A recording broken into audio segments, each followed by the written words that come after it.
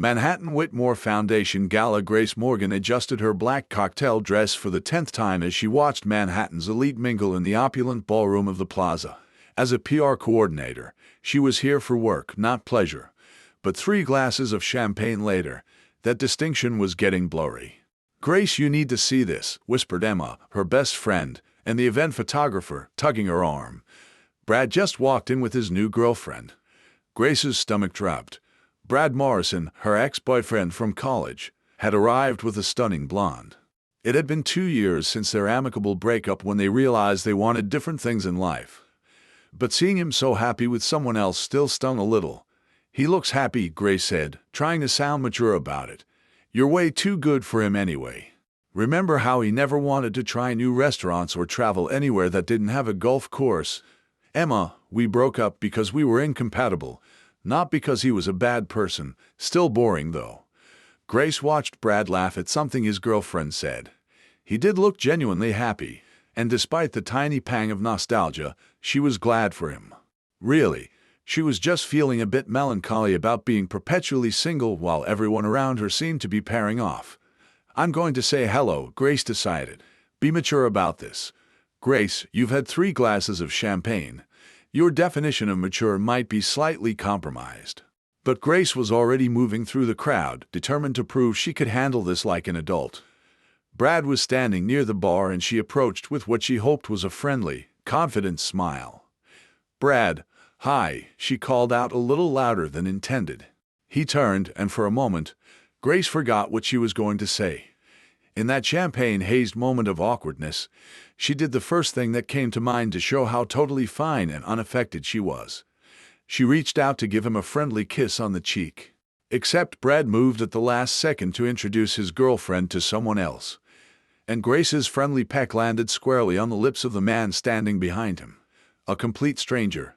A tall stranger with ice-cold green eyes who was watching her with a mixture of surprise and what looked like amusement. He didn't push her away. In fact, his hand had moved to her waist in an almost protective gesture. "Sorry," she whispered, still too close to his face. "I was aiming for someone else entirely." "Lucky me," he replied, his voice low with a slight British accent. "Though I have to say, your aim could use some work." The ballroom had fallen silent. Grace could feel hundreds of eyes on them, phones being raised, camera flashes going off. Her brain finally processed the situation. She had just accidentally kissed one of the most powerful and dangerous men in America, Henry Ward. The billionaire that gossip magazines called the Ice King for his reputation of destroying business rivals without blinking. The man who collected companies like others collected stamps, always with a cold smile and a move 3 steps ahead. And she had just given him the scandal of the year through sheer clumsiness. "Oh wow," she murmured, trying to step back, but his hand remained firm on her waist. "No," he said softly, but loud enough for some to hear. "Don't apologize, it was unexpected." His green eyes sparkled with something Grace couldn't decipher. Amusement, interest, calculation. "Mr. Ward," a voice interrupted. A man in an expensive suit approached, clearly an assistant.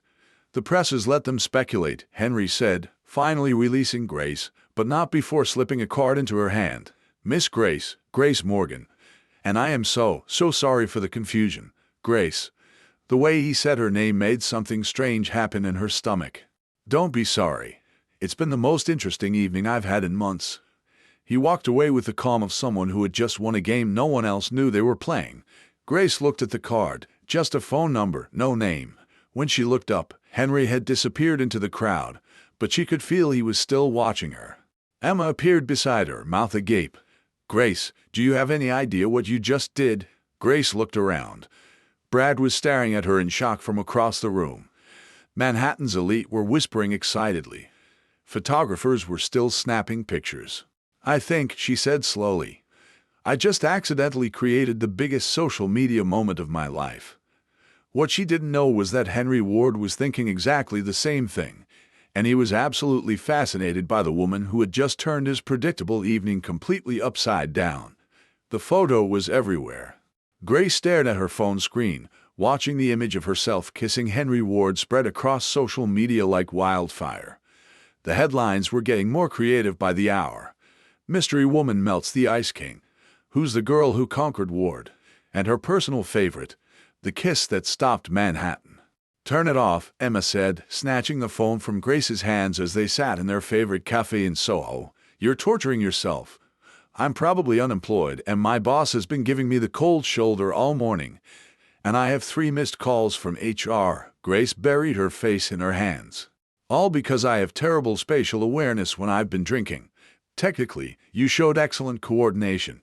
You could have face-planted into the chocolate fountain, but instead, you accidentally kissed the most eligible bachelor in New York. A man who could destroy my entire career with a single phone call. A man who gave you his private number." Grace pulled the elegant card from her purse, studying it for the 100th time since last night. No name, no company logo, just 10 digits in embossed silver. What if he wants to sue me for assault? What if he wants to take you on his private jet to Paris? Emma, what? The man's been single for 2 years since his divorce. According to Forbes, he's been turning down supermodels and socialites left and right. Maybe you're exactly what he needs. Someone who doesn't throw herself at his feet begging for attention. Grace's phone buzzed. An unknown number. "Good morning, Grace. I trust you've seen the news. Coffee, H. Oh my gosh, it's him." Grace showed Emma the message, her hands shaking slightly. "Answer him. What do I say? Yes, obviously. When will you get another chance to have coffee with the most powerful man in New York? He's not just powerful, he's intimidating. He can be both. In fact, that's probably part of his charm." Grace stared at the message. She could ignore it, pretend the whole thing never happened and spend the rest of her life wondering what if. Or she could answer and potentially step into a world she wasn't prepared for. Her phone buzzed again. "Unless you prefer tea. I'm flexible on beverages, less so on timing. 1 hour Blue Bottle coffee, Rockefeller Center. I'll be the one not accidentally kissing strangers." Despite everything, Grace found herself smiling. "He's got a sense of humor," she said, showing Emma the second message. "And he's persistent. I like him already. You don't even know him. I know he could have had security escort you out last night and instead asked you for coffee. That says something about his character." Grace looked at her reflection in the cafe window. Her hair was pulled back in a messy bun. She was wearing her favorite jeans and a simple sweater, and she looked exactly like what she was, a regular person about to meet someone way out of her league. "I look completely ordinary. You look real. Something tells me Henry Ward doesn't see much of that in his world." 45 minutes later, Grace stood outside Blue Bottle Coffee, second-guessing every decision that had led her there. Through the window, she could see him at a corner table, reading what looked like the Wall Street Journal. Even in casual clothes, dark jeans, and a navy cashmere sweater, he commanded attention. The baristas moved around him with a careful deference reserved for very important customers. She was about to turn around when he looked up and saw her. Their eyes met through the glass, and he smiled. Not the cold, calculating smile she'd seen in business magazines, but something warmer, almost approachable. Before she could lose her nerve, Grace pushed through the door. "You came," he said, standing as she approached. Up close, without the champagne haze and formal lighting, she could see he was even more attractive than she'd remembered. "I wasn't entirely sure you would." "I wasn't sure either," Grace admitted, accepting the chair he pulled out for her. "This whole situation is pretty surreal, honest." "I appreciate that," he signaled the barista. "Coffee, or are you more of a tea person?" I realized I made an assumption in my text. "Coffee is perfect. Strong coffee. I didn't sleep much last night." "Neither did I, though probably for different reasons." He studied her face with those intense green eyes. "You're nervous." It wasn't a question, so Grace didn't treat it like one. "Wouldn't you be?" "That depends entirely on your intentions." Grace Morgan, 28, Public Relations Coordinator, graduated from Northwestern, currently employed at Sterling Communications. Though I suspect that might be changing soon given this morning's headlines. Grace's coffee cup froze halfway to her lips. "You had me investigated. I had my assistant do some basic research. There's a difference. When someone creates a media sensation involving me, I like to know who they are." His expression softened slightly. "Nothing invasive, I promise. Just the professional basics. And what did your research tell you? That you're exactly who you appeared to be last night. No hidden agenda. No calculated social climbing. No history of targeting high-profile men. Just someone who had a very human moment at exactly the wrong time or the right time, depending on your perspective. Henry's eyebrows rose slightly. Interesting way to look at it. Well, I figured I had two choices. Be mortified and hide under a rock for the rest of my life, or own it and see what happens. And which did you choose? Grace gestured around them. I'm here, aren't I? For the first time since she'd met him, Henry Ward looked genuinely surprised, and then he laughed. A real laugh, not the polite chuckle she'd expected. You know, Grace Morgan, I think you might be exactly what I need. For what? Henry leaned back in his chair, studying her with renewed interest. How would you feel about a proposition? Grace sat down her coffee cup carefully, trying to read Henry's expression. A proposition. That sounds ominous. On the contrary, I think you'll find it mutually beneficial. Henry pulled out his phone and showed her the screen. Social media notifications were still flooding in. Thousands of comments, shares, and speculation about their kiss. Do you see this? Hard to miss it. I'm trending on Twitter. Never thought that would happen to me. The media is calling it the romance of the century. Ice King falls for mystery woman. The kiss that changed everything. My publicist has fielded 47 interview requests since this morning. Grace winced. I'm so sorry. I never meant to create this circus. Don't apologize. This is the most positive press I've received in years. Henry leaned forward, his business instincts clearly kicking in. My usual media coverage focuses on corporate acquisitions, lawsuit victories, or speculation about my personal life. None of it particularly flattering. But this makes me look human. You are human, Grace said, then immediately felt silly for stating the obvious. Not according to the New York Times.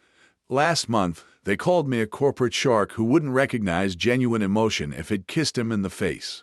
Henry's mouth quirked up at the corner. Turns out they were more prophetic than they knew. Despite her nervousness, Grace laughed. So, what exactly are you proposing? A partnership? You help me rehabilitate my public image, and I help you build the career you actually want. I don't understand. Henry pulled out a tablet and slid it across the table. On the screen was Grace's LinkedIn profile along with several articles she'd written for PR trade publications. My research was more thorough than I initially let on. You graduated summa cum laude with a degree in communications and a minor in business. You've written extensively about authentic brand storytelling and corporate social responsibility. Your professors called you one of the most promising students they'd ever taught. Grace stared at the screen, uncomfortable with how exposed she felt. How did you get access to my academic records? I have excellent resources. The point is, you're working as a coordinator at a mid-tier firm handling corporate event planning and basic media outreach. You're overqualified and underutilized. Jobs in PR are competitive. I was lucky to get hired anywhere. You were hired because you're talented. You're stuck because you're at the wrong firm. Henry tapped the tablet screen. Sterling Communications has a reputation for treating junior staff as disposable. High turnover, limited advancement opportunities, mediocre clients. Grace couldn't argue with that assessment. She'd been there 18 months and had watched 3 other coordinators quit out of frustration. What are you suggesting? I'm suggesting we use this media attention to both our advantages. You become my official public relations consultant. We let the media believe there's a romantic element to our relationship. Nothing confirmed, just enough speculation to keep them interested. Meanwhile, you get to work on high-profile campaigns, build a portfolio that will open doors anywhere you want to go. You want me to fake a relationship with you? I want you to help me seem more approachable while you build your career. If people think the Ice King has melted for someone, it changes the entire narrative around my business dealings. Grace stared at him, trying to process the offer. This is insane. This is strategic. What's in it for you, really? You could hire at any PR firm in the city. Henry was quiet for a moment, and when he spoke, his voice was more honest than it had been all morning. I'm tired of being seen as a villain. Every deal I make, every company I acquire, the media paints me as some corporate raider destroying lives for profit. The truth is more complicated than that. What is the truth? I specialize in turning around failing companies. Yes, that sometimes means layoffs, but it also means saving jobs that would have been lost entirely if the company went under. Last year, I saved 3 manufacturing firms from bankruptcy. The media focused on the 40 jobs that were cut in restructuring, not the 800 that were preserved. Grace found herself leaning forward, genuinely interested, despite her nervousness. Why don't you have a PR team handling the narrative? I've had 4 different firms in the past 3 years. They all try to make me into something I'm not, either softer than I am, or they lean into the villain image because it's easier to market. Henry met her eyes. You're the first person in a long time who's looked at me like I'm just a person. You're just a person. A very wealthy, somewhat intimidating person, but still a person. Exactly. And that's what I need help showing the world. Grace sat back in her chair, overwhelmed. This is a lot to process. I know, but consider this. What's your alternative? Go back to Sterling Communications and hope your boss doesn't fire you for creating negative publicity. Spend the next 5 years planning corporate retreats and writing press releases about quarterly earnings. The thought made Grace's stomach sink. She dreamed of doing meaningful work in communications, maybe even starting her own firm someday. But she'd been so focused on just surviving in her current job that she'd stopped thinking about her actual goals. What would this partnership actually look like? You'd work as an independent consultant. I'd pay you more in 6 months than you make in 2 years at Sterling. You'd handle my personal brand management, help with corporate communication strategy, and yes, we'd maintain the illusion that there might be something romantic between us. For how long? 6 months initially. If it works for both of us, we can extend it. If not, you'll have a portfolio that will get you hired anywhere you want to go. Grace's phone buzzed with a text from Emma. How's it going? Are you running away to elope or running away to hide? I need to think about this, Grace said finally. Of course, but Grace. Henry leaned forward again, and she caught a hint of his cologne. Something expensive and subtle. Don't think too long. The media attention from last night won't last forever. We need to capitalize on it while people are still interested. How long do I have? 24 hours. Meet me tomorrow at my office, Ward Industries, 47th floor. Come prepared to give me an answer. Henry stood and pulled out his wallet, leaving a $50 bill on the table for their coffee. As he turned to go, Grace called after him. Henry, he turned back, eyebrows raised. If I say yes, what happens if we actually start liking each other? For a moment, his carefully controlled expression slipped and she saw something that looked almost vulnerable. Then I suppose we'll cross that bridge when we come to it. After he left, Grace sat alone with her coffee, staring at the business card he'd left behind. This time, it had his full name and company information embossed in elegant silver lettering. Her phone rang. Emma, well, how did it go? Are you still alive? I think, Grace said slowly. I just got offered the opportunity of a lifetime. Or I'm about to make the biggest mistake of my life. Knowing you, probably both. So, what are you going to do? Grace looked out the window at the busy Manhattan street, watching people hurry past with their own dreams and ambitions and complications. I honestly have no idea. But even as she said it, Grace realized that for the first time in months, she felt truly excited about the possibilities ahead of her. Terrified, but excited. Maybe that was exactly what she needed. Grace spent the rest of the day walking through Central Park, her mind spinning with Henry's proposition. By the time she returned to her tiny Upper West Side apartment, she had managed to talk herself into and out of accepting his offer at least 17 times. You look like someone who's been wrestling with a life-changing decision, Emma said, looking up from Grace's couch where she was editing photos on her laptop. Lucky for you, I brought reinforcements. She gestured to the coffee table, which was now covered with Chinese takeout containers and a bottle of wine. You're a lifesaver, Grace said, collapsing into her favorite armchair. I feel like my brain is going to explode. Okay, let's break this down logically. Pro and con list. I'll take notes. Emma grabbed a notepad from Grace's coffee table. Start with the pros. The money is incredible. He's offering me more in 6 months than I make in 2 years. Good start. What else? The experience would be amazing. Working on high-profile communication strategy. Building a portfolio that could open doors anywhere. Grace picked up a spring roll and took a thoughtful bite. And honestly, the work sounds interesting. His point about the media narrative is valid. They do paint him as this heartless corporate raider, But the companies he's acquired, the jobs he's actually saved, there's a real story there. You've been researching him. I spent 3 hours going through business journals this afternoon. Emma, he's not the villain the media makes him out to be. Last year alone, his interventions saved over 2,000 jobs. But all the headlines focused on the layoffs during restructuring. Emma scribbled notes. So you're genuinely interested in the work. That's important. What else? It would get me out of Sterling Communications. My boss, Rebecca, has been making my life miserable for months. She takes credit for my ideas, gives me the worst assignments, and I swear she's trying to push me out. I've been telling you to quit that place for a year. I needed the experience and the steady paycheck. Grace sipped her wine. But this would be, well, it would be my shot at doing something that actually matters. Okay, now the cons. Grace groaned. Where do I start? It's fake, Emma. The whole romantic angle would be completely manufactured for public consumption. But would it be, though? Emma set down her pen and looked at Grace. Seriously, you were pretty flustered when you came home from coffee with him. And don't think I didn't notice you've been calling him Henry instead of Mr. Ward. That doesn't mean anything. It means you're comfortable with him, which is weird considering he's supposedly this intimidating Ice King. Grace considered that Henry had been intense. Yes, but not in a way that made her feel small or stupid. If anything, he'd seemed genuinely interested in her thoughts and opinions. He listened to me, she said slowly, like really listened. When I talked about authentic brand storytelling, he asked follow-up questions. Good ones. Most people's eyes glaze over when I get into PR theory. See, there's already a connection there.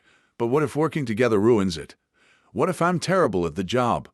What if he realizes I'm just some nobody from Ohio who's way out of her depth? Emma reached over and grabbed Grace's hand. Stop. You're not some nobody. You're brilliant at what you do. You just haven't had the chance to prove it yet. Remember the Hartley Foundation campaign you developed? The one Rebecca stole and presented as her own? Grace nodded reluctantly. She developed a complete rebranding strategy for a struggling nonprofit only to watch her boss present it to the client and take full credit. That campaign was genius. It was innovative and heartfelt, and it would have worked perfectly if they'd actually let you implement it instead of watering it down. Emma squeezed her hand. You have talent, Grace. You just need someone to recognize it. But the fake relationship part, who says it has to stay fake? Grace nearly choked on her wine. Emma, I'm serious. You said yourself there was chemistry. The man could have any woman in New York, but he specifically sought you out. Don't you think that means something? It means he sees a business opportunity. Maybe. Or maybe he sees something else. Emma pulled out her phone and scrolled through social media. Look at these comments on the photos from last night. Grace reluctantly took the phone. The photo of her and Henry kissing was still circulating widely, and the comments were overwhelmingly positive. Finally, someone who made Henry Ward smile. She looks so normal and sweet. Exactly what he needs. Best celebrity couple ever, and we don't even know who she is. The way he's looking at her, that's not fake. Grace scrolled through dozens of similar comments. People are really invested in this because it feels real. Look at his body language in the photo, Grace. That's not a man who's annoyed or calculating. That's a man who's genuinely intrigued. Grace studied the photo more carefully. Henry's hand was on her waist.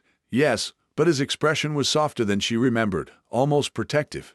Even if you're right, which I'm not saying you are, this is still a huge risk. What if it doesn't work out? What if I burn bridges with Sterling and then this falls apart? What if it does work out? What if this is exactly the break you've been waiting for? Grace's phone rang, interrupting her spiraling thoughts. The caller ID showed her sister's name. Hi, Lily. Grace Morgan. What the heck is going on? Her sister's voice was excited and slightly accusatory. Mom just called me because Mistress Henderson from next door saw you on some gossip show kissing a billionaire. Please tell me this is some kind of elaborate prank. Grace rubbed her forehead. She'd forgotten about the inevitable family fallout. It's complicated. Are you dating Henry Ward? The Henry Ward? Not exactly. It's more like we're exploring possibilities. Emma made an exaggerated face at Grace's diplomatic non-answer. Grace, this is insane. He's like Forbes list wealthy. What could you possibly have in common? The question stung, even though Grace knew Lily didn't mean it that way. Her family had always been supportive, but they also had a tendency to remind her how different her life in New York was from their small-town Ohio existence. "We both like coffee," Grace said weakly. "I'm serious. Be careful, okay?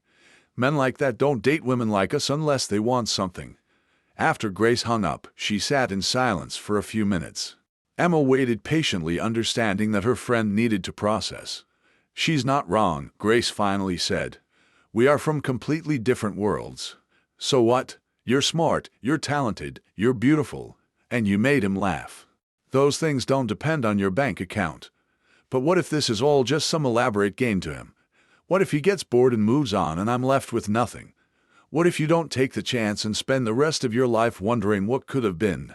Grace looked around her small apartment, the second-hand furniture, the stack of bills on her kitchen counter, the rejection letters from PR firms tucked in her desk drawer. Then she thought about Henry's offer, the excitement in his voice when he talked about changing the narrative around his business. "I'm scared," she admitted. "Good. Scared means it matters." Grace's phone buzzed with a text from an unknown number, but she recognized it as Henry's from their earlier conversation. "I know I said 24 hours, but I wanted to add one thing. Whatever you decide, I want you to know that meeting you has been the most interesting thing that's happened to me in a very long time." Emma read the message over Grace's shoulder. "Okay, that's not fair. He's being charming." Despite her anxiety, Grace smiled. "He really is. So, what are you going to do?" Grace thought about her conversation with Henry that morning, the way he'd looked genuinely surprised when she called him human. She thought about her job at Sterling, the daily frustration of watching her ideas get dismissed or stolen. She thought about the dreams she'd put on hold because they seemed too impractical, too ambitious for someone like her. "I'm going to say yes. Really, really." Grace felt a flutter of excitement mixed with terror. "I'm going to walk into his office tomorrow and tell him I'll do it. And if it turns out to be the biggest mistake of your life," Grace grinned, feeling suddenly lighter than she had in months, "then at least it'll be an interesting mistake." Emma raised her wine glass to interesting mistakes and fake relationships that might not stay fake.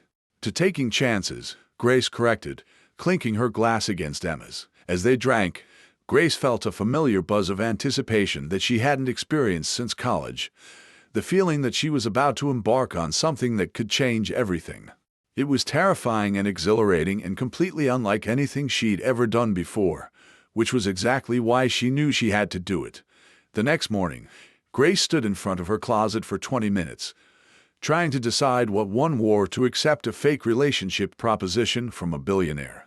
She finally settled on a navy blazer, black pants, and her most professional heels, confident but not trying too hard. The Ward Industries building was even more impressive in daylight, all glass and steel reaching toward the sky like a monument to ambition. Grace's reflection in the lobby's polished floor looked small and nervous, but she squared her shoulders and approached the reception desk. "Grace Morgan to see Henry Ward," she told the impeccably dressed receptionist. "Of course, Ms. Morgan. Mr. Ward is expecting you. The elevator to your right will take you directly to the 47th floor." The elevator ride seemed to last forever, giving Grace plenty of time to second guesses her decision. When the doors finally opened, she stepped into a reception area that looked like something from a design magazine. All clean lines and expensive art. "Miss Morgan." A woman in her 40s approached with a warm smile. "I'm Patricia, Mr. Ward's assistant. He's ready for you." Patricia led her down a hallway lined with floor-to-ceiling windows, offering breathtaking views of Manhattan.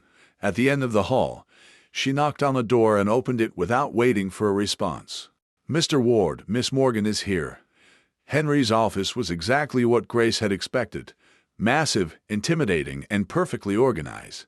He was standing behind his desk, still in that navy sweater from yesterday, looking like he'd been waiting for her. "Grace, thank you for coming." His voice was carefully neutral, but she caught something that might have been relief in his expression. Patricia closed the door behind them, leaving them alone.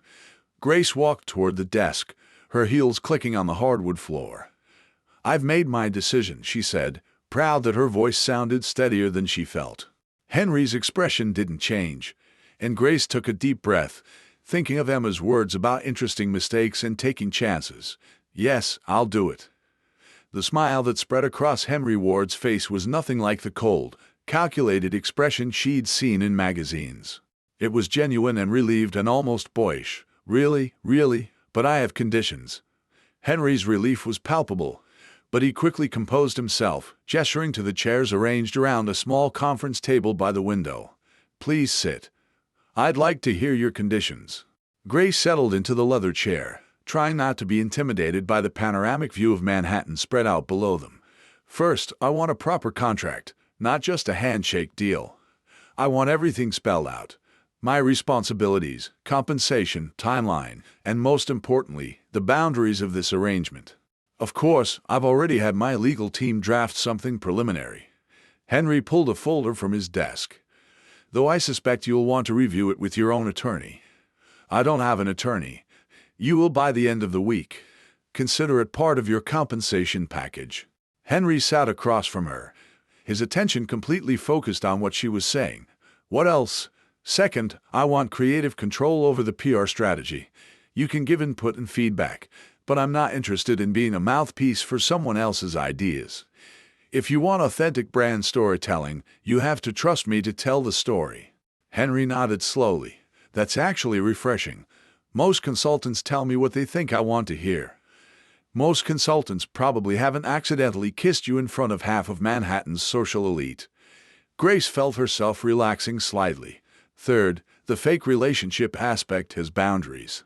No public displays of affection beyond what's necessary for photos. No private events unless they're directly related to the PR strategy.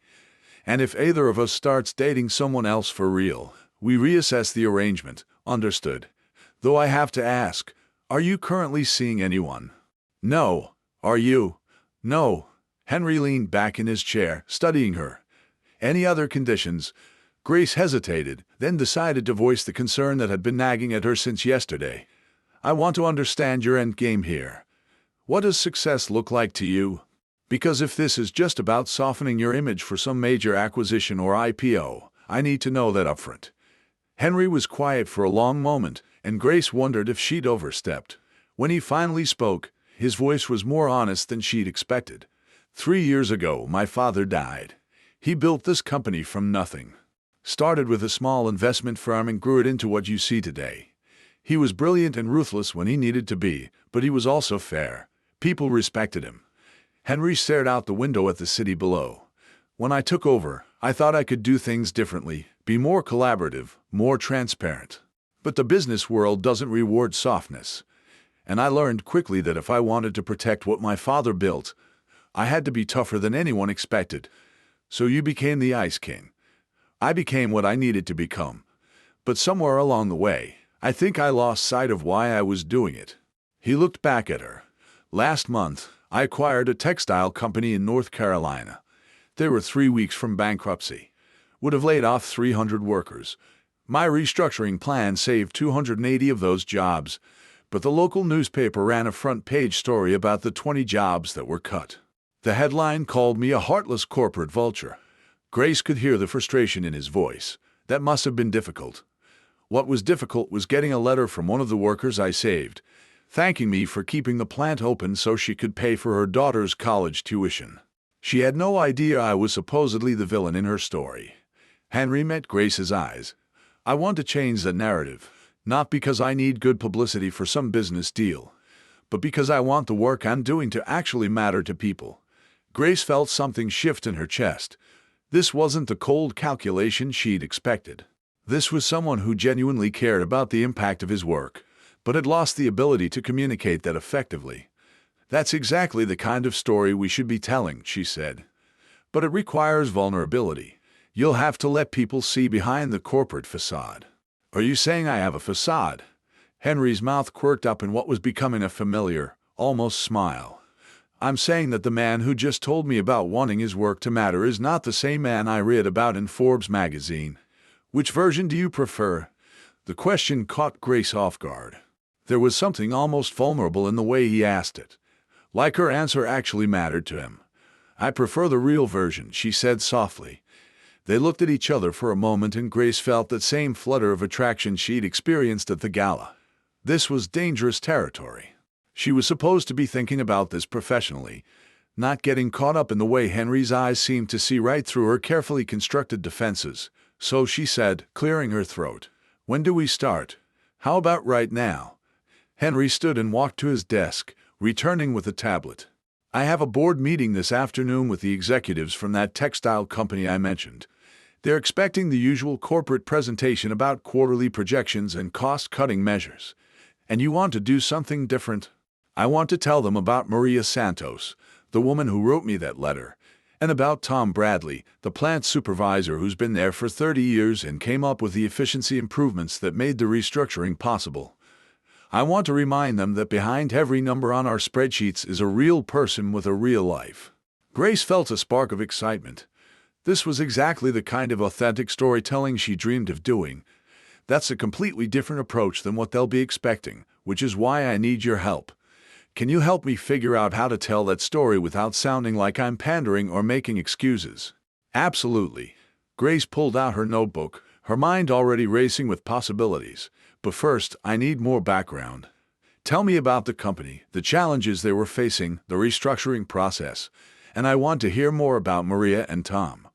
For the next hour, Henry walked Grace through the details of the North Carolina acquisition. As he talked, she began to see not just the business strategy, but the human story underneath it.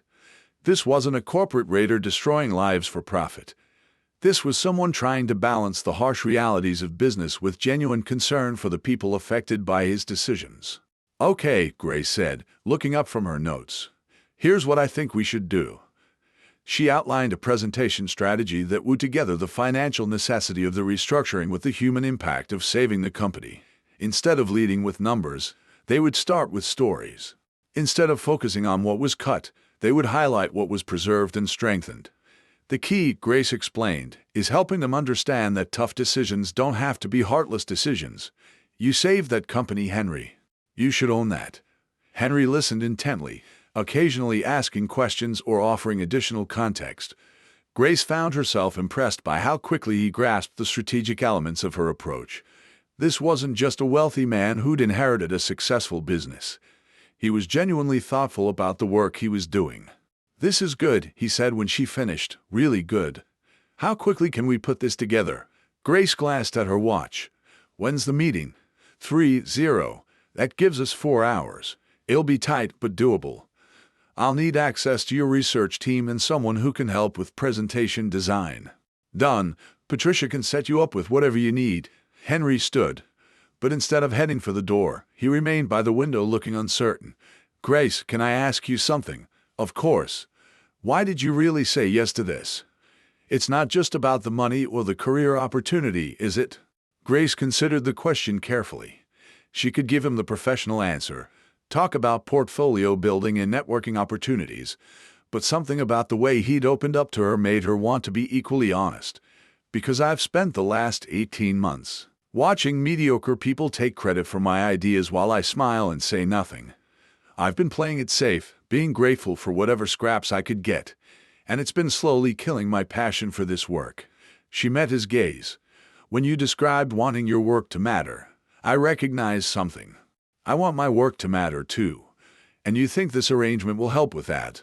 "I think," Grace said slowly, "that working with someone who's willing to be vulnerable about wanting to do better might remind me why I love this field in the first place." Henry nodded. Something like understanding passing between them. "Well then, let's go change some minds." The next few hours passed in a blur of research, writing, and presentation design. Grace found herself completely absorbed in the work, collaborating with Henry's team to craft a narrative that was both compelling and authentic. She'd forgotten how energizing it could be to work on something that felt genuinely important. Henry proved to be an excellent collaborator. He trusted her instincts while offering valuable insights about his audience and the company culture. When they disagreed on approach, they discussed it thoughtfully rather than deferring to hierarchy. "You know," Grace said as they reviewed the final presentation, "this is the most engaged I've felt about work in months." "Good, because if this goes well, I have about 12 other projects that could use your touch." At 2:45, they made their way to the boardroom. Grace had offered to attend the meeting to answer questions about the strategic approach, but Henry had declined. "This is my story to tell," he'd said. "But I want you to watch from the observation room. I'd like your feedback afterward." The observation room was a small space behind one-way glass that allowed Grace to see and hear the meeting without being seen. She watched as Henry's board members filed in, 8 executives in expensive suits, all looking like they were expecting a routine quarterly review. Henry entered last, carrying the tablet with their presentation. As he began to speak, Grace felt a flutter of nervous anticipation. "Before we discuss numbers today," Henry began, "I want to tell you about Maria Santos." What followed was a master class in authentic leadership communication. Henry told Maria's story and Tom's story and the story of a company that was saved rather than destroyed. He presented the financial data, but in the context of human impact. He acknowledged the difficulty of the decisions while owning the positive outcomes. Grace watched the faces of the board members as Henry spoke. The initial skepticism gave way to engaged interest, and by the end of the presentation, several of them were leaning forward, asking thoughtful questions about how this approach could be applied to other acquisitions. "This is exactly the kind of leadership our shareholders want to see," said Helen Morrison, the board's longest-serving member. "It shows strength and compassion in equal measure." When the meeting ended, Grace felt a surge of professional pride unlike anything she'd experienced at Sterling Communications. This was the kind of work she'd dreamed of doing, helping leaders communicate authentically about complex challenges. Henry found her in the observation room a few minutes later, his face showing a mixture of relief and excitement.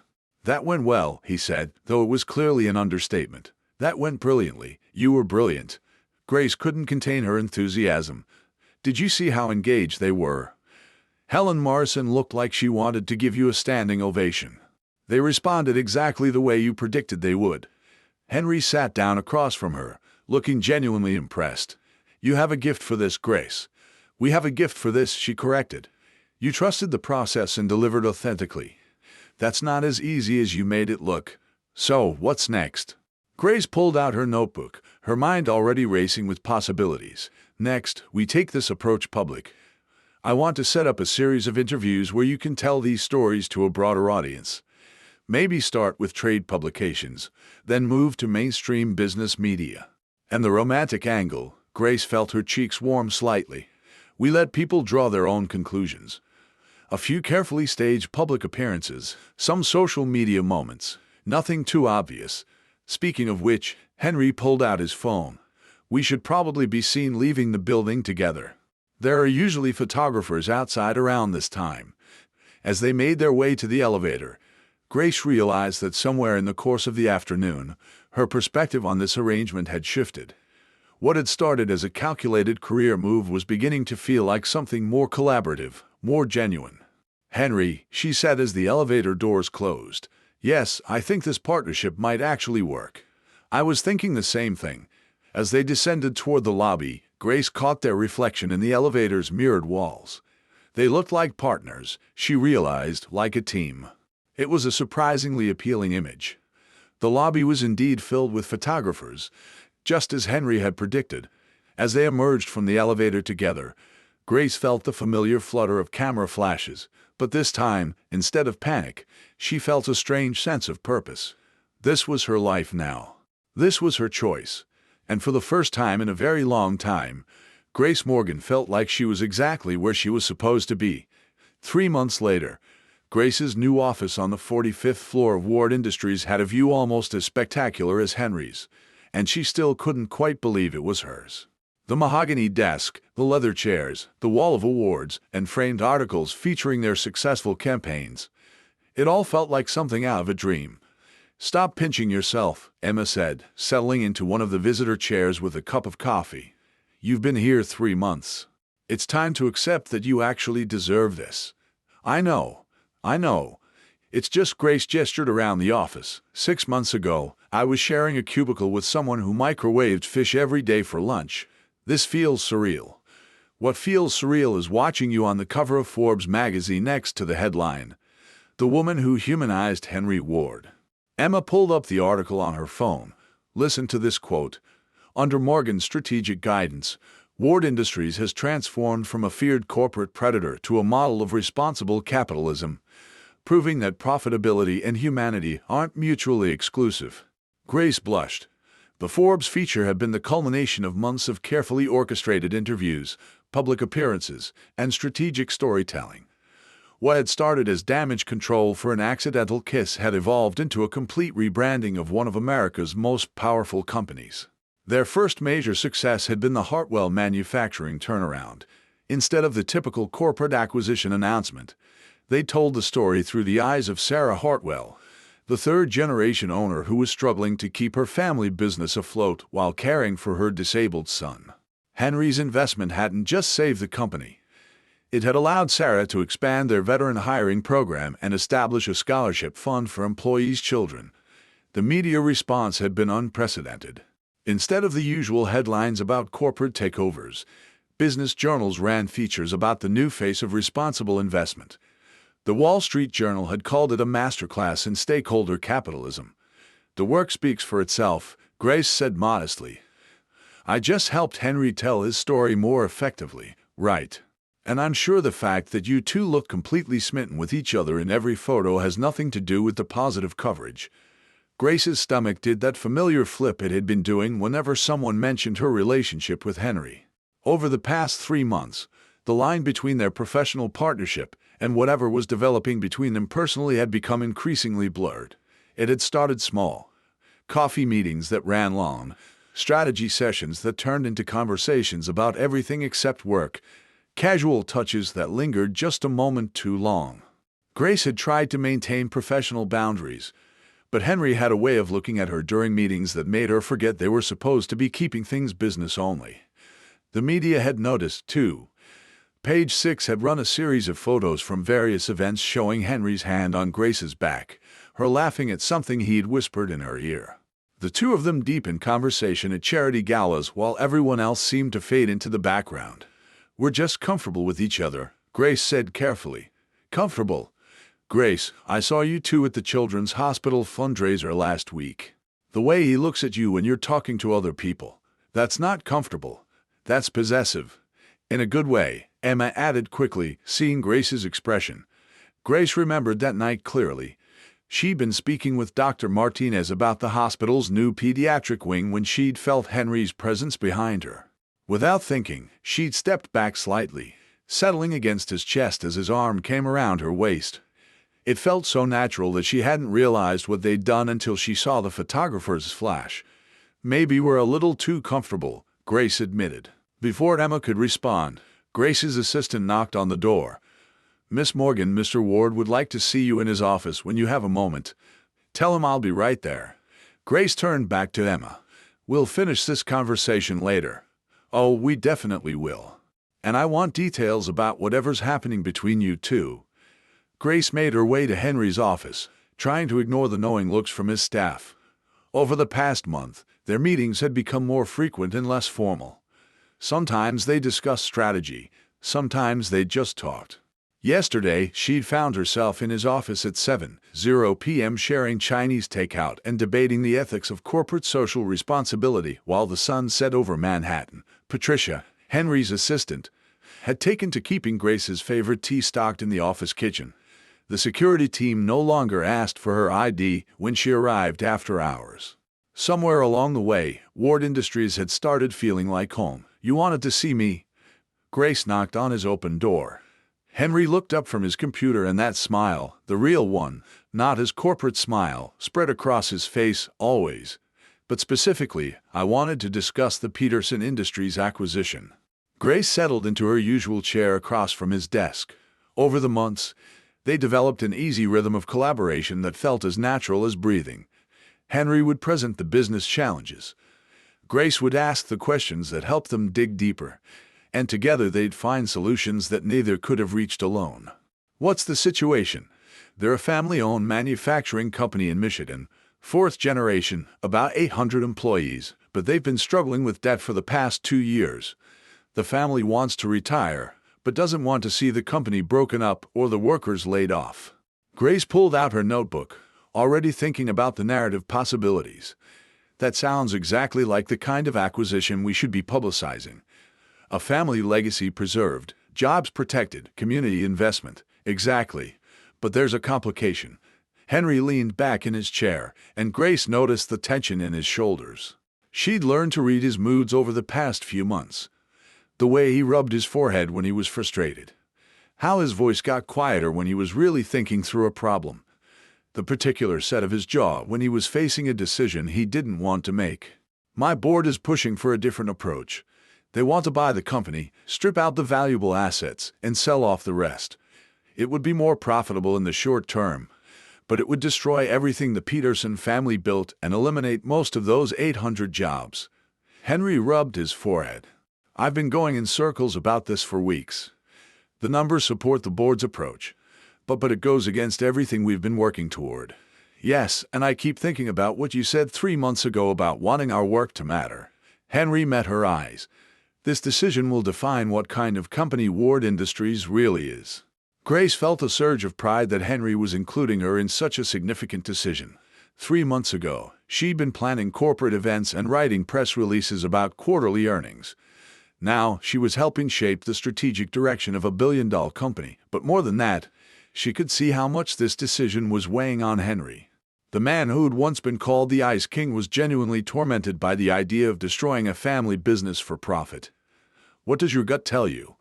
My gut tells me to buy the company, keep it intact, and find a way to make it profitable without destroying what makes it valuable. Henry's voice was firm. But my gut doesn't have to answer to shareholders. Your shareholders hired you to make good decisions, not just profitable ones. There's a difference. Grace leaned forward. What if we could show that the ethical approach is also the smart business approach? How? Grace's mind was already racing with possibilities.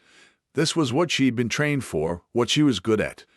Finding the story that connected business strategy with human impact. Give me 24 hours. I want to research Peterson Industries, their market position, their community impact. There might be value there that your board isn't seeing. Grace, you don't have to. Yes, I do. This is exactly why you hired me. She stood energized by the challenge. We've spent 3 months telling the world that Henry Ward makes decisions based on more than just profit margins. Now we get to prove it. Henry stood as well, coming around the desk to stand close to her. Grace caught a hint of his cologne, that same expensive, subtle scent that had become as familiar as breathing. What if the numbers don't work out? What if the board is right and keeping the company intact is financial suicide? Then we find a third option. We get creative. Grace looked up at him, struck by how natural it felt to have him standing so close. Over the months, they developed this habit of gravitating toward each other during conversations, as if they worked better when they were in each other's orbit. Henry, 3 months ago, you told me you wanted your work to matter. This is how it matters. Something shifted in Henry's expression, and suddenly Grace was very aware of how close they were standing, how his eyes seemed to be focused on her lips rather than her words. Grace, he said softly, I need to tell you something. What? This stopped being fake for me weeks ago. Grace's heart started beating faster. She'd been trying not to think about the fact that their public appearances had started feeling less like performances and more like dates. Real dates where she looked forward to seeing him. Where she found herself caring more about his reaction to something than about how it looked to photographers. What do you mean? I mean that somewhere between the board presentations and the charity galas and the late-night strategy sessions, I stopped thinking about this as a business arrangement. Henry's hand came up to touch her cheek. I started thinking about it as the best thing that's ever happened to me. Grace's breath caught. She'd been fighting these feelings for weeks, telling herself it was just the intensity of working so closely together, the adrenaline of their professional success. But looking into Henry's eyes now, she knew it was so much more than that. Henry, I know this complicates everything. I know we said we'd keep this professional, but Grace silenced him by standing on her tiptoes and kissing him. Not accidentally this time, not for cameras or public consumption, but because she'd been wanting to for weeks, and was tired of pretending otherwise. The kiss was everything their first accidental one hadn't been. Intentional, deep, full of months of suppressed longing and growing connection. Henry's arms came around her waist, pulling her closer, and Grace felt like she was finally home. When they broke apart, Henry was smiling, that real smile again, the one that made her stomach do flips. So, he said, his arms still around her waist, I take it the feeling is mutual. It's been mutual for a while now, Grace admitted. I was just too scared to admit it. Scared of what? Grace thought about all the reasons she'd been fighting this. The power imbalance, the professional complications, the fear that she was just another in a long line of women who'd fallen for Henry Ward's charm. Scared that this was too good to be true. Scared that someone like you couldn't really be interested in someone like me. Scared that I'd mess it up somehow. Henry framed her face with his hands, his expression serious. Grace Morgan, you're the smartest, most talented, most genuine person I've ever met. You've changed not just my company, but my entire perspective on what's possible. If anyone should be scared of messing this up, it's me. Why? Because I'm completely, utterly, hopelessly in love with you. Grace's heart stopped. She'd hoped, of course, had caught glimpses of something deeper in the way Henry looked at her, the way he sought out her opinion on everything from business strategy to what to order for lunch. But hearing him say it out loud was different. You are, I am, and I've been trying to figure out how to tell you for weeks. Henry's thumb traced her cheekbone. I love how your mind works, how you see connections that no one else sees. I love how you get excited about spreadsheets when they tell a story you care about. I love how you make me want to be better than I am. I love you too, Grace said, the words tumbling out before she could second guess them. I've been fighting it because it seemed impossible, but I love you too. Henry kissed her again, deeper this time, and Grace felt like her whole world was realigning itself around this moment. This feeling, this man who had somehow become everything she didn't know she was looking for. So what happens now? She asked when they broke apart. Now we stop pretending this is fake and start figuring out how to make it real. Henry's smile was soft and genuine. But first we save Peterson Industries. Grace laughed. You want to plan a corporate acquisition before our first official date. I want to show you that the man you fell in love with is worthy of that love. Henry's expression grew serious again. This decision will set the tone for everything we do going forward. I want to make the right choice. We will make the right choice, Grace corrected. Together, the next 24 hours were a whirlwind of research, financial modeling, and strategic planning. Grace threw herself into understanding every aspect of Peterson Industries, their market position, their community relationships, their potential for growth. She interviewed employees, spoke with local government officials, and analyzed comparable acquisitions. She also called her father, who'd worked in manufacturing for 30 years before retiring. Dad, I need your perspective on something. Always happy to help, sweetheart. What's going on? Grace explained the situation, careful not to reveal any confidential details, but wanting his insight into the industry dynamics. Companies like that, they are the backbone of communities, her father said thoughtfully. When they fail, it's not just the workers who suffer. It's the local diner that loses half its lunch crowd, the hardware store that supplied their maintenance needs, the bank that financed their employees' mortgages. But what if the company really isn't viable? What if keeping it whole is just throwing good money after bad? Well, that depends on why they're struggling. Is it poor management, outdated equipment, market changes, or just bad luck? Each of those problems has different solutions. Grace spent hours digging into Peterson Industries' financial records, talking to industry experts, and modeling different scenarios. What she found was even better than she'd hoped. The next evening, Grace burst into Henry's office with a stack of documents and her laptop, her eyes bright with excitement. Henry, you need to see this, she said, barely containing her enthusiasm. Please tell me you have good news because the board meeting is in an hour and they're expecting me to approve their strip and sell plan. I have great news. Grace spread her research across his conference table.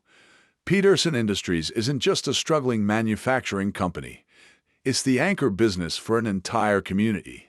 They sponsor the local schools, support the food bank, provide health care for retired employees. The economic impact of keeping them operating goes far beyond their immediate workforce. Henry joined her at the table, studying the documents she'd laid out. That's nice, Grace, but the board isn't going to be swayed by warm feelings. They will be when they see this. Grace pulled up a spreadsheet on her laptop. I found 3 comparable acquisitions where companies preserved the existing structure and invested in modernization rather than asset stripping. In each case, the acquired company became significantly more profitable within 2 years. Henry leaned over her shoulder to study the numbers, and Grace tried to ignore the way his proximity affected her concentration. Even after their conversation yesterday, she was still adjusting to the fact that she didn't have to hide her feelings anymore. "These are impressive returns," he said. "But what makes you think Peterson Industries could achieve similar results?" "Because they have something those other companies didn't have: a workforce that's been with the company for decades, intimate knowledge of their market, and strong relationships with their suppliers and customers." Grace pulled up another document. "Plus, their manufacturing processes are outdated, but their product quality is exceptional. With some capital investment in new equipment, they could increase efficiency by 30% while maintaining their reputation for craftsmanship." Henry straightened up, his business instincts clearly engaged. "What kind of capital investment are we talking about?" $12 million over 2 years. Significant, but manageable given Ward Industries' resources. Grace felt her excitement building. "Henry, this isn't just the right thing to do morally, it's the smart thing to do financially. You're sure about these projections?" "I've run them 3 different ways. Conservative estimates show a positive return within 18 months. Optimistic projections show Peterson Industries becoming one of our most profitable acquisitions within 3 years." Grace pulled up a detailed breakdown of her analysis. "Look at this. They've been losing money on their commercial contracts because their equipment is too slow to meet delivery deadlines. But their specialty work, the custom pieces they make for restoration projects and artisan furniture makers, that's incredibly profitable. They just can't take on enough of it with their current capacity. So we modernize their equipment to increase capacity for the high-margin work while streamlining the commercial side." "Exactly. And we leverage their reputation for quality to move into new markets. There's a growing demand for domestically produced, sustainably manufactured goods. Peterson Industries could be perfectly positioned to capitalize on that trend." Henry was quiet for a moment, studying the data. Then he looked at Grace with an expression of amazement and admiration. "You did all this in 24 hours. I had motivation." Grace smiled.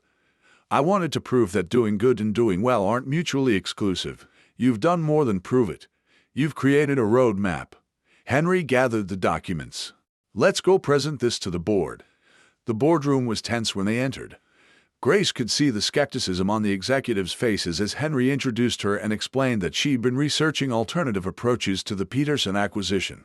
"With respect, Henry," said Robert Chen, the board's financial expert, "we've already analyzed this deal extensively. The numbers are clear." "The numbers you've seen are clear," Grace said, stepping forward with confidence she didn't entirely feel. "But they don't tell the whole story." What followed was the most important presentation of Grace's career. She walked the board through her research, her financial projections, and her strategic recommendations. She addressed their concerns about risk and return, showed them comparable successes, and painted a picture of Peterson Industries not as a struggling company to be stripped for parts, but as a diamond in the rough waiting to be polished. "The question," Grace concluded, "isn't whether Ward Industries can afford to take this approach. The question is whether you can afford not to. This acquisition will define what kind of company Ward Industries is for the next decade." The room was silent for a long moment. Grace could feel her heart pounding as she waited for their response.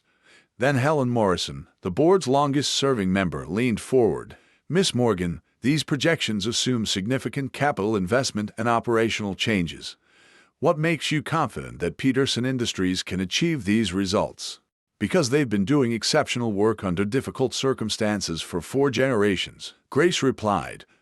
"All they need is a partner who believes in their potential rather than just their assets."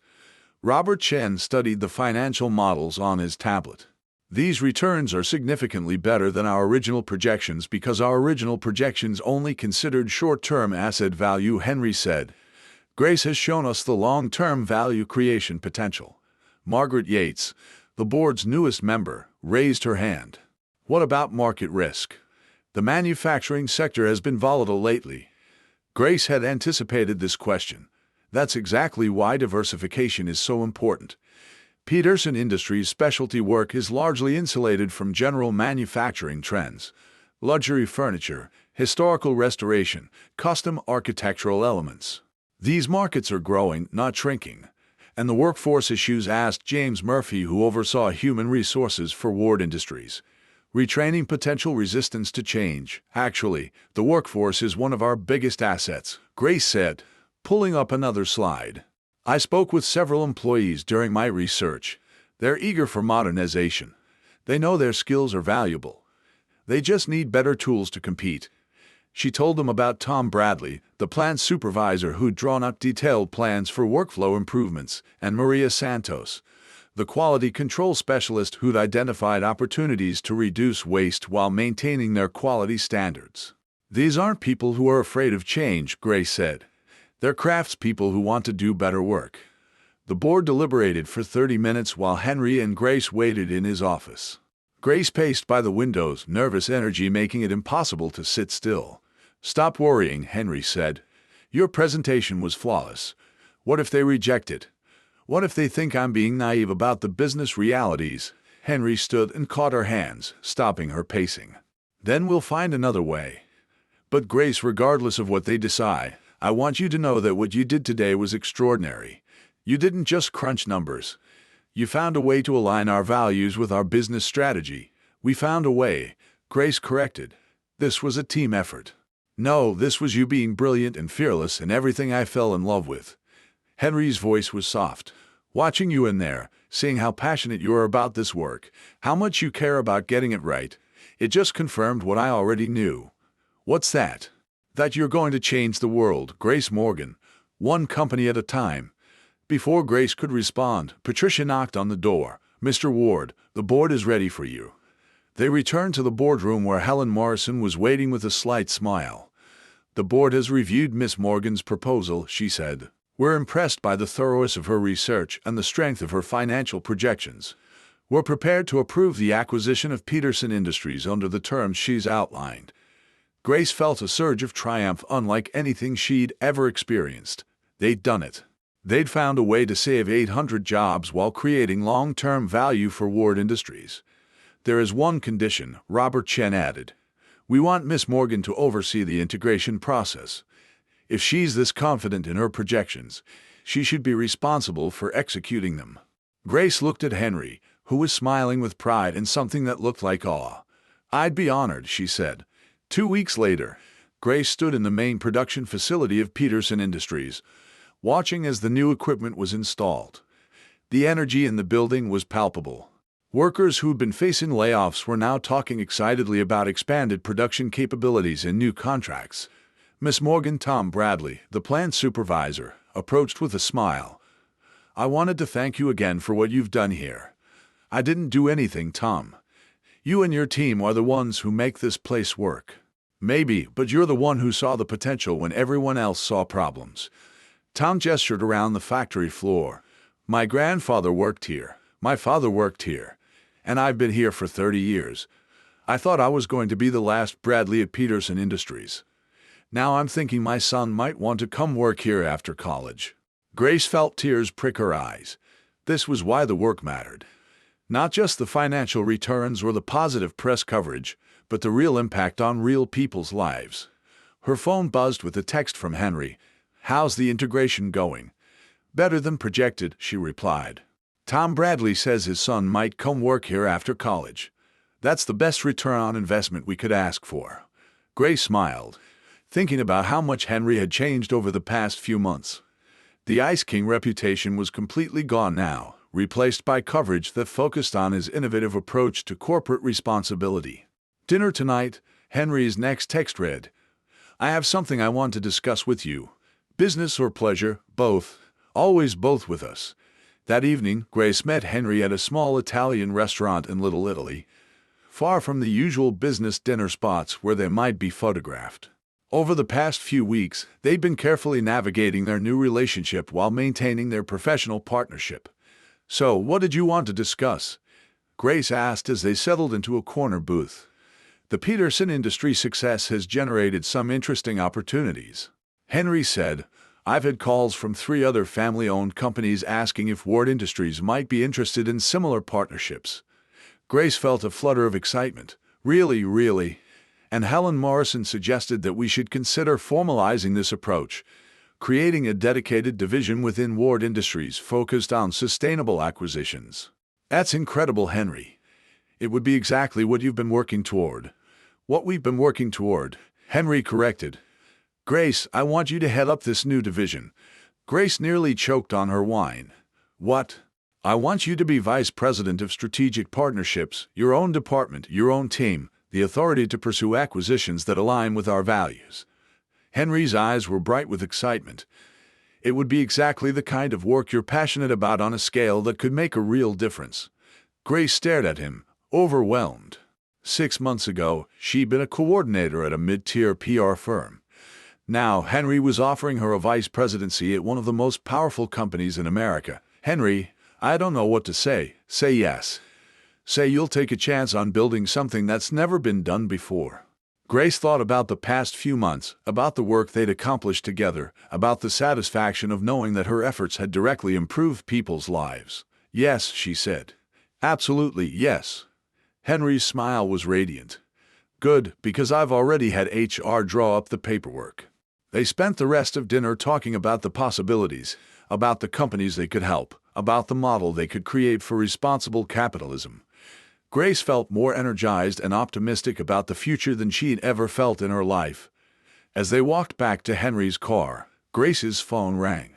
Emma, Grace, you need to get to a television right now, Emma said without preamble. Why? What's wrong? Nothing's wrong. Something's very, very right. Turn on Channel 7. Henry and Grace hurried back to his apartment where they found the evening news coverage of a story that made Grace's heart swell with pride. In business news tonight, the anchor was saying, Peterson Industries announced they've received their largest order in company history, a contract to produce custom millwork for the restoration of Grand Central Terminal. Company officials credit new equipment and expanded capacity made possible by their recent acquisition by Ward Industries. The camera cut to an interview with Tom Bradley, who was standing in the factory Grace had visited that morning. 6 months ago, we thought we might lose everything, Tom was saying. Now we're looking at the busiest year in our company's history. Ward Industries didn't just save our jobs, they helped us build a better future.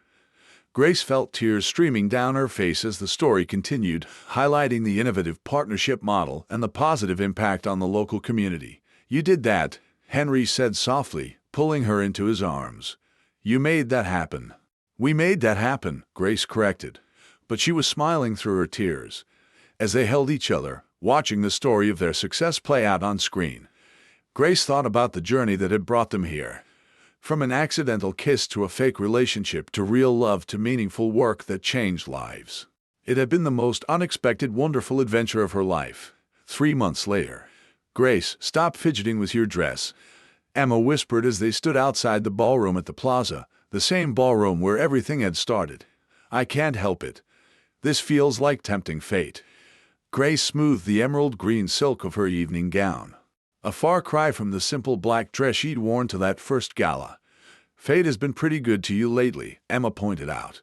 Successful company launch, Forbes 30 under 30 list, and you're about to announce your engagement to the man of your dreams at the same place where you accidentally kissed him. Grace looked down at the engagement ring on her finger. A vintage Art Deco design that Henry had chosen because it reminded him of her office building, he'd said, strong and beautiful and built to last. The proposal had happened 3 weeks ago during a weekend trip to the Peterson Industries facility. They'd been walking through the factory watching the night shift work on the Grand Central Terminal mill work when Henry had suddenly stopped and dropped to one knee right there on the factory floor. This is where it all started, he'd said. Our first real success together. The moment I knew I wanted to spend my life building things with you. Grace had said yes while Tom Bradley and the entire night shift cheered in the background. It had been perfect, unconventional and meaningful and completely them. The Peterson Industries integration had been so successful that Grace had decided to start her own communications firm, specializing in helping companies align their values with their business strategies. Henry had been her first client and biggest supporter. And now Morgan Communications was one of the most sought-after firms in the city. But tonight wasn't about business. Tonight was purely celebration. The launch party for Grace's firm combined with their engagement announcement held in the place where their story began. Ladies and gentlemen, the announcer's voice carried from inside the ballroom. Please welcome Henry Ward and Grace Morgan. Grace took Henry's arm as the doors opened, and they walked into the same ballroom where their story had begun. But this time, instead of chaos and embarrassment, there was intention and joy. The room was filled with the people who had become important to them over the past year. Business partners, colleagues, friends, and family.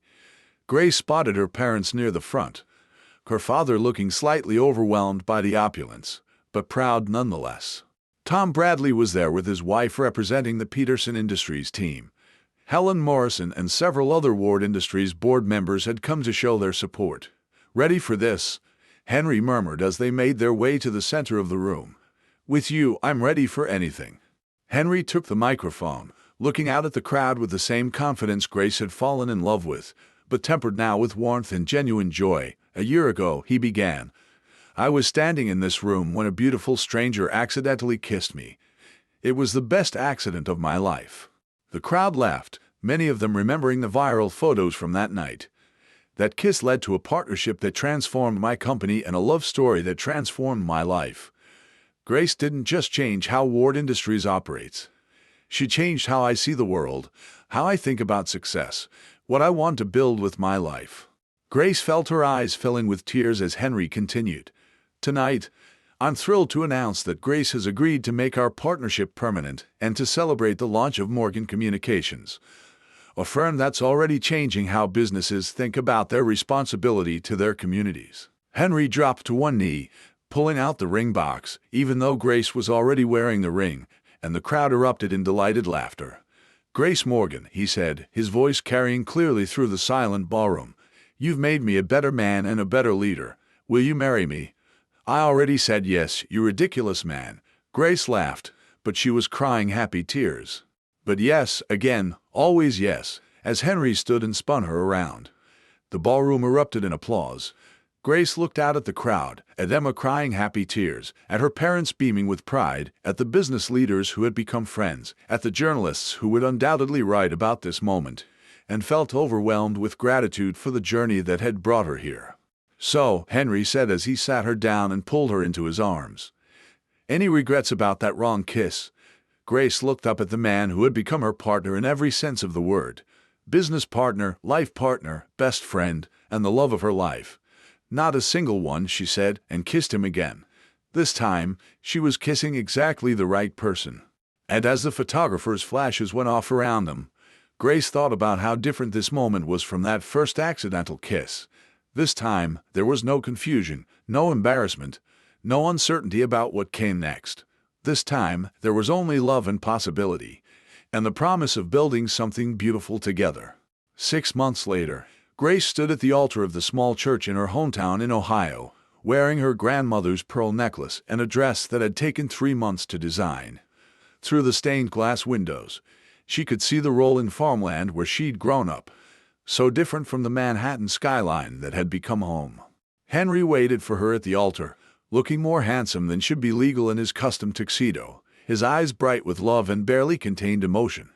The ceremony was small, just family and their closest friends. Emma was her maid of honor, of course, and had spent the morning crying over Grace's transformation from the girl who microwaved leftover pizza for breakfast to an actual grown-up who's marrying a billionaire.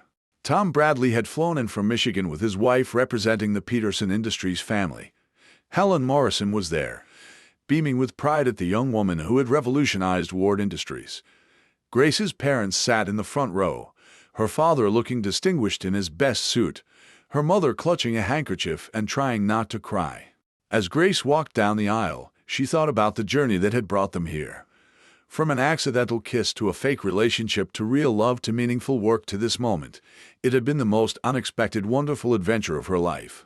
When she reached Henry, he took her hands and whispered, "Hi, hi yourself," she whispered back, and they both smiled at the private joke. The ceremony was beautiful and personal, with vows they'd written themselves that spoke about partnership and building something together that was bigger than either of them alone. "Do you, Grace Elizabeth Morgan, take Henry James Ward to be your husband, to love and support him in all his endeavors, to challenge him to be his best self, and to build a life together based on love, respect, and shared purpose?" "I do," Grace said, her voice clear and strong. "Do you, Henry James Ward, take Grace Elizabeth Morgan to be your wife?" to love and support her in all her endeavors, to be her partner in both business and life, and to build a future together based on trust, love, and the desire to make the world a little bit better. "I do," Henry said, his voice thick with emotion. As they exchanged rings and shared their first kiss as husband and wife, Grace felt like her heart might burst with happiness. This was what she'd been waiting for her whole life without knowing it. Not just love, but partnership. Not just success, but meaning. The reception was held in the barn on her family's property, transformed with fairy lights and elegant flowers into something magical. Grace and Henry's first dance was to It Lasts by Etta James. And as they swayed together under the stars, Grace thought about how perfectly the lyrics captured their journey. "So, Mrs. Ward," Henry said as they danced, "what's next for us?" "Well, Mr. Ward, I was thinking we could start with a honeymoon in Tuscany, then come back and change the world one company at a time." "Sounds perfect," Henry said, spinning her around. "Though I have one request." "What's that?" "No more accidental kisses. From now on, they're all intentional." Grace laughed, the sound carrying across the warm summer evening. "I think I can manage that." As the song ended and their guests applauded, Grace looked around at all the people who had become part of their story. Emma was dancing with Grace's cousin, already planning the photo album she'd create as a wedding gift. Tom Bradley was deep in conversation with Grace's father about manufacturing techniques. Helen Morrison was charming Grace's mother with stories about Grace's meteoric rise at Ward Industries. "You know what the best part of all this is?" Grace said as they made their way to cut the cake. "What's that?" 6 months ago, I thought my biggest problem was accidentally kissing a stranger at a party. Turns out it was the solution to everything I didn't even know I was looking for." Henry stopped walking and pulled her into his arms right there in the middle of the dance floor. "Grace Ward," he said, "I love you more than I ever thought possible." "I love you too, Henry Ward. Thank you for being worth the accident." As they kissed, surrounded by fairy lights and laughter and the people they loved most, Grace realized that sometimes the best things in life really do happen when you least expect them. Sometimes the wrong kiss turns out to be exactly right. The end.